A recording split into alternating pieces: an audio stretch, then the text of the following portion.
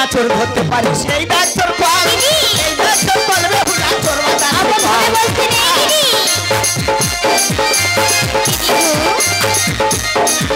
আরে এমনি করে ডাকি তারে যখন করে এমনি করে ডাকি তারে জড়িয়ে ধরে এই ডাকি মেছি আমি তোর মনা চোরে এই ডাকি মেছি আমি তোর মনা চোরে এই ডাকি মেছি আমি তো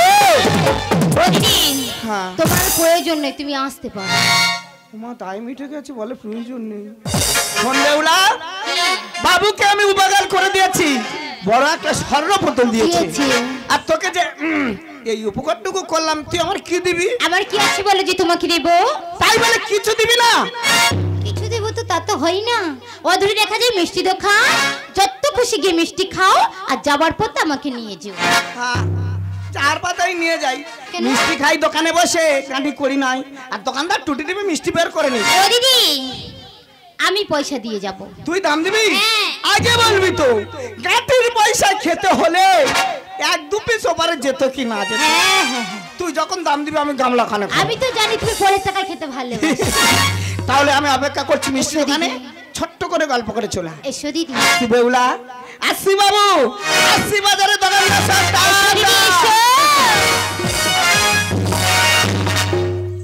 কি বন্ধু তুমি এমন করে ঘুরে দাঁড়িয়ে আছো কেন বন্ধু বন্ধু তুমি যদি এইভাবে ঘুরে দাঁড়িয়ে থাকো তাহলে আমরা কার সাথে কথা বলবো বন্ধু একবার তাকাও বন্ধু বন্ধু শুধু তোমাকে খুঁজে পার করার জন্য আমি যে এই নয়া বাজারে বসিয়েছি একবার কথা বলো বন্ধু বন্ধু বন্ধু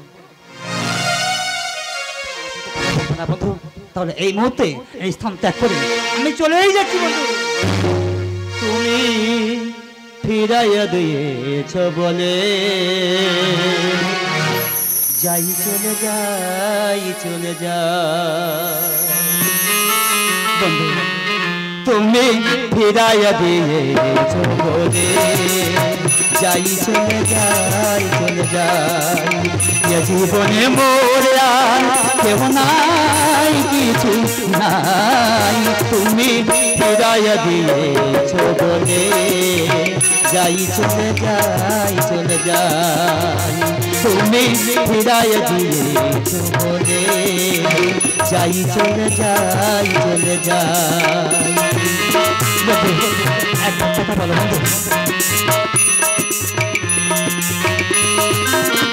হৃদয়ে আছে শুধু মরে তৃষা আধারে হারাই যদি পথের দিশা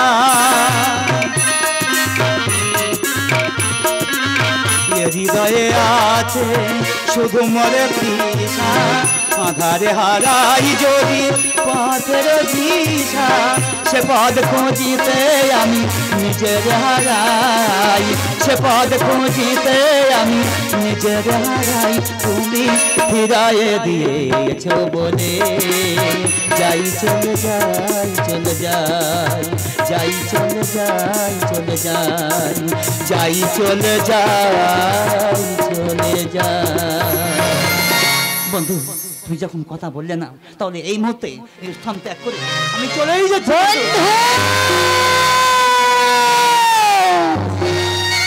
বন্ধু দাঁড়িয়ে যাও বন্ধু আমি শুধু কিছুক্ষণের জন্য অভিমানী করেছিলাম বন্ধু আমি তোমাকে ইচ্ছা করে কাঁদাই বন্ধু করছিলাম যে মন থেকে তুমি আমাকে সত্যিকারে ভালোবাসো কিনা বন্ধু পরীক্ষা করে কারো কোনোদিন ভালোবাসা জানা যায় না বন্ধু কেউ করে যদি ভালোবেসে থাকে সেটা তার মন থেকে বন্ধু তাই বন্ধু কোনো কারণে দুঃখ দিয়ে ব্যথা দিয়ে কারোর ভালোবাসা যায় না বন্ধু হ্যাঁ বন্ধু আমরা দুজন মিলিত হয়েছি বন্ধুকে ভালোবেসে ফেলেছি তাই এই মুহূর্তে তোমার মনের কথা তুমি আমাকে বলবে তাই হবে বন্ধু আমার মনের কথা আমি তোমাকে বলবো চলো বন্ধু ওই বটবৃক্ষের ছয়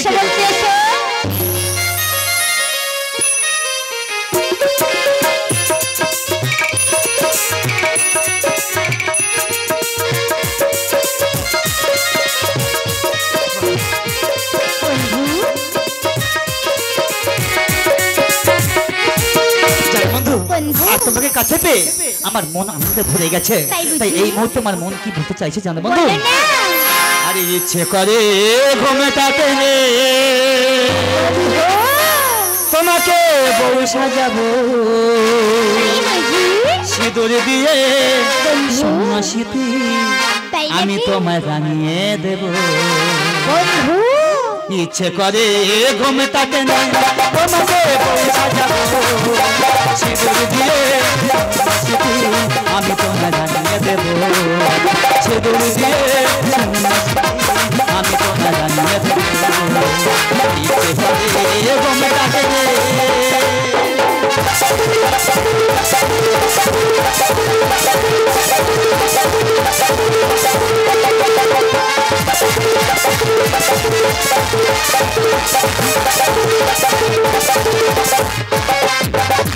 কি ভালো আসবে ভালো রাতে বসে হেঁটে দিলি তোমার আসবো মন থেকে বড়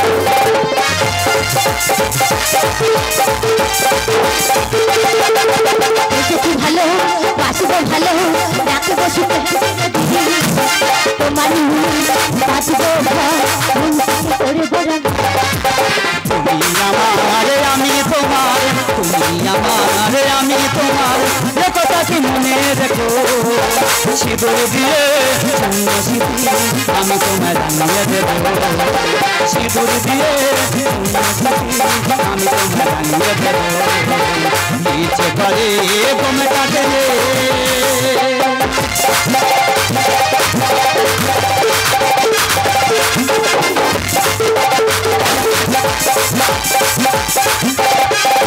তুমি জানো লেহিলা কাছে ফুটলোটা ধুবে তারা তোমার প্রেম আজও আমি ভুলে গেছি দুসহা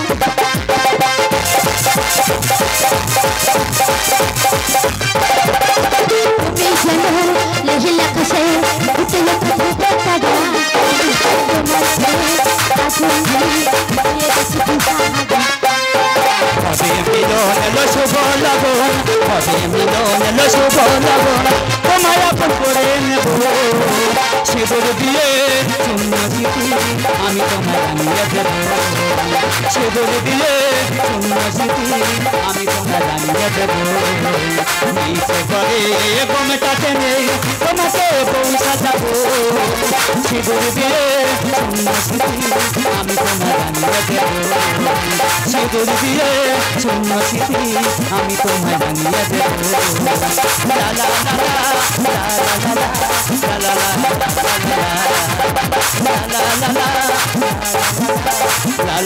লা লা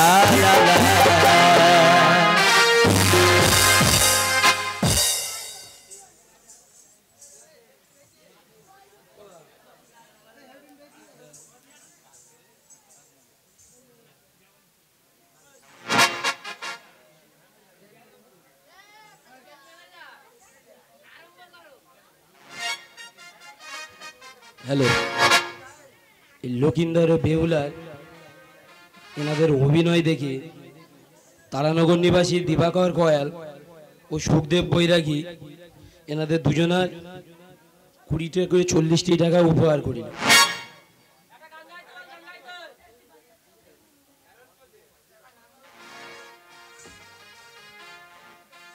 আপনারা কেউ যাবেন না, একটু ধৈর্য ধরে বসুন, অনেকক্ষণ ধরে গান চলবে। আর একটি গান করার জন্য অনুরোধ করা হচ্ছে।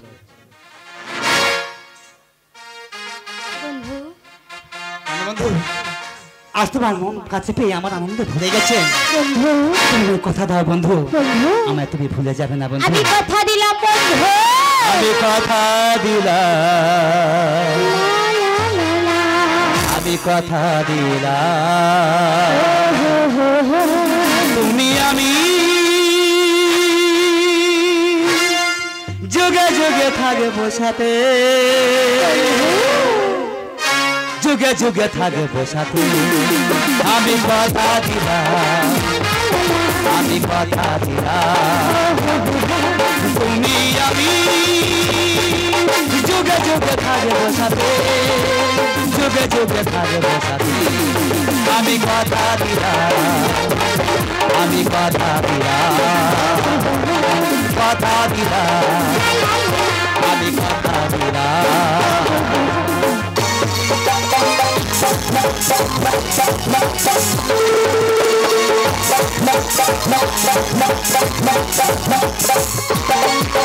ফুলেতে যেমনই গন্ধ থাকে সুরেতে তেমনই ছন্দ থাকে ফুলেতে যেমনই গন্ধ থাকে সুরেতে তেমনই ছন্দ থাকে এমনি করে আমরা দুজন এমনি করে আমরা দুজন মিলেমিশে থাকে বসাতে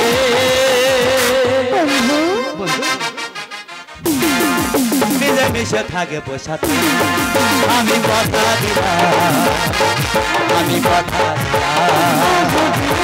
তুমি আমি যুগে যুগে থাকে বসাতে যুগে যুগে থাকে বসাতে আমি কথা দিলাম আমি কথা দিলাম আমি কথা দিলাম আমি কথা দিলাম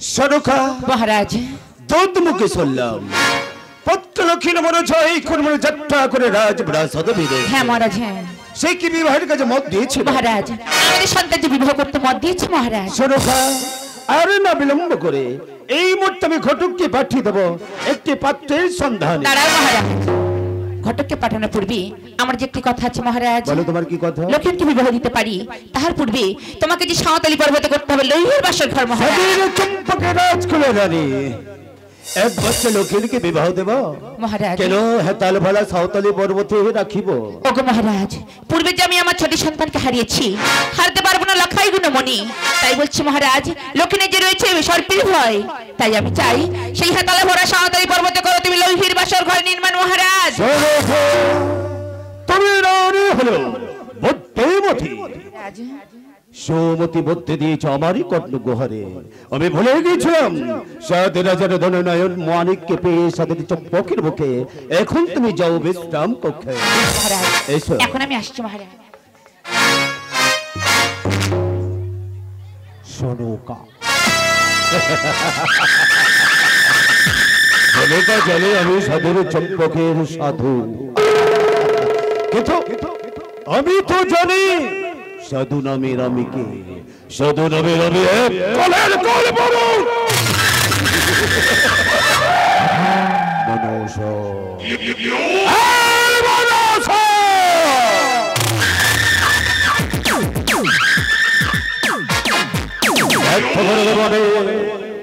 সকল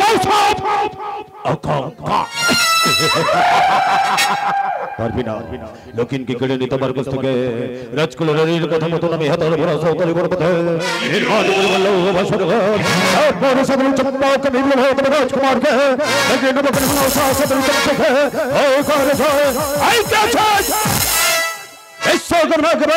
তোমার কাছে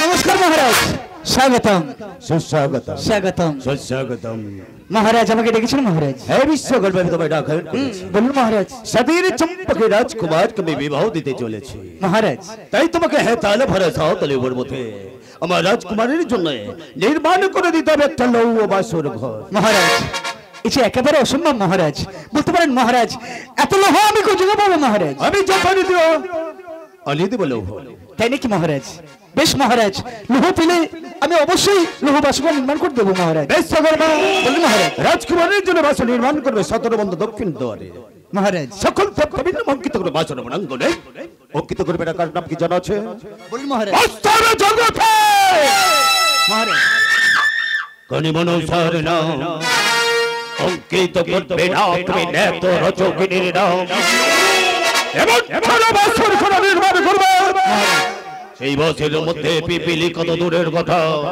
যেন বায়ু না প্রবেশ করতে পারে তোর সম্মুখে বেশ মহারাজ দুর্গার মূর্তি অঙ্কন করবে অতীব যত্ন সহকারে আর আমি কথা দিলাম বছরের ছবিখান আমার কাছে পৌঁছে দেবে আমি তোমাকে কিছু পারিশ্রমিক দেব এখন তাহলে এইসব বিশ্বকর্মা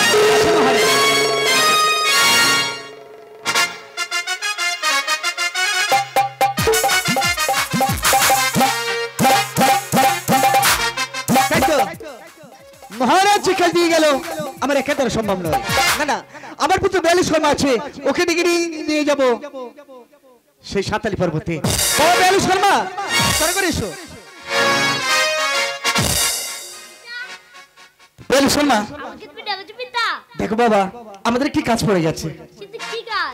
ওই মহারাজের ছেলেটি, তাই সুন্দর করে এই সাঁতালি পর্বতে একটি নৌবাসুকা নির্মাণ করতে হবে। কিন্তু তুমি যাবি না, আমি যাবো না পিতা। কেন তুমি যাবে না? এখন সকালে ইয়ে হচ্ছে, আমরা ইয়ে হচ্ছে না, আমি যাবো না। ইয়ে মানে বুঝতে পারলাম না, ভালো করে বলো। এইটা বাবা বুঝতে পারছো না? না। ইয়ে মানে বিয়ে। বিশ্বকর্মা, বেশ ঠিক আছে, আমি তোমার বিবাহ দেবো।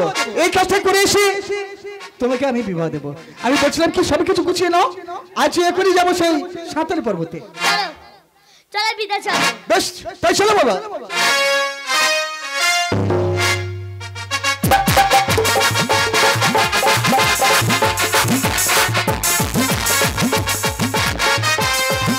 বেয়ালি শর্মা, আজ যেতে হবে না, এটাই সাঁতালি পর্বত। আমি বলছিলাম কি, তুমি আচ্ছা তুমি ফিতে দিয়েছো? দাও। দেখো পুত্র, 17 বন্ধ আমাদের এই বাসগৃহ নির্মাণ হবে, সেই মতো তুমি ফিতে ধরো।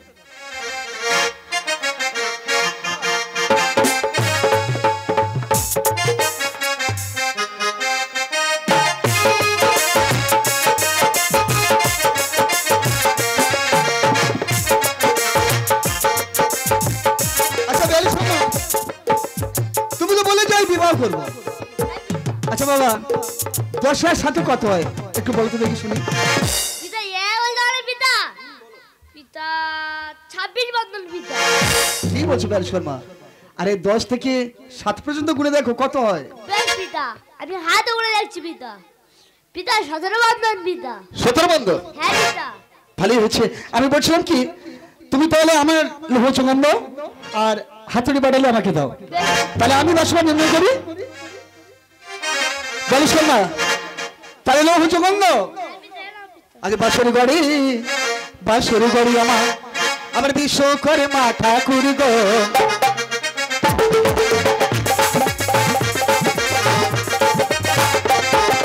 লহরিয়ানা লহর করা দিল চারিদিকে গো।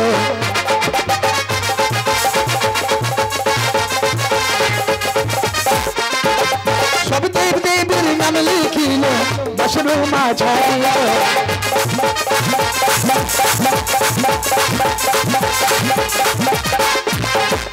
অনুসারী নাম না লেখে বাসর মাঝারে গো।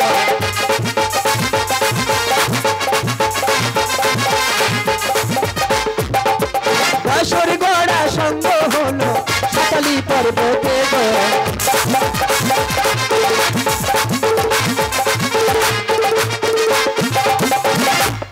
বেয়ালি শর্মা, তাকি দেখো তো বাসর কেমন হয়েছে। পিতা খুবই সুন্দর হয়েছে পিতা। আমি বলছিলাম কি, বাসরের তালাটা লাগিয়ে তুমি আমার সঙ্গে চলে এসো। এসো বেয়ালি শর্মা।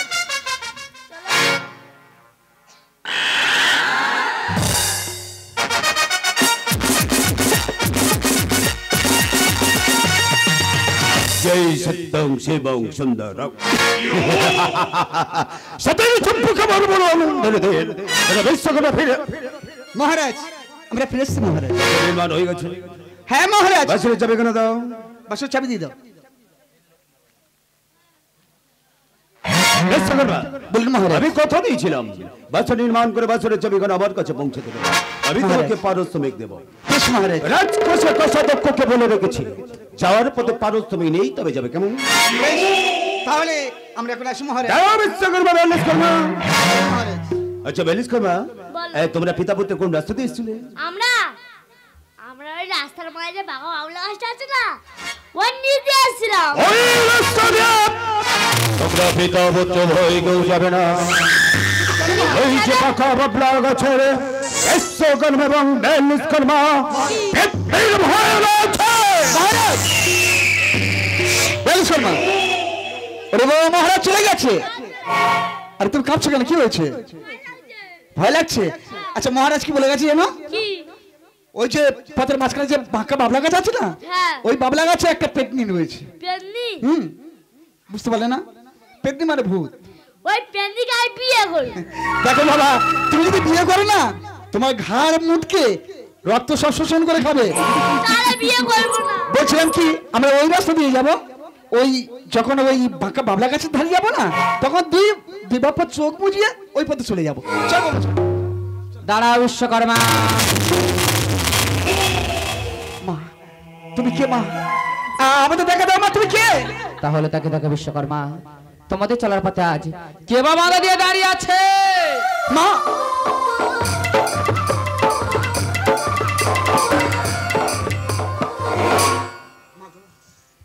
কেন আমাদের পথে বাধা দাঁড়িয়েছো মা? তার আগে বলো বিশ্বকর্মা, বাবা বেটা মিলে তোমরা কোথায় গিয়েছিলে?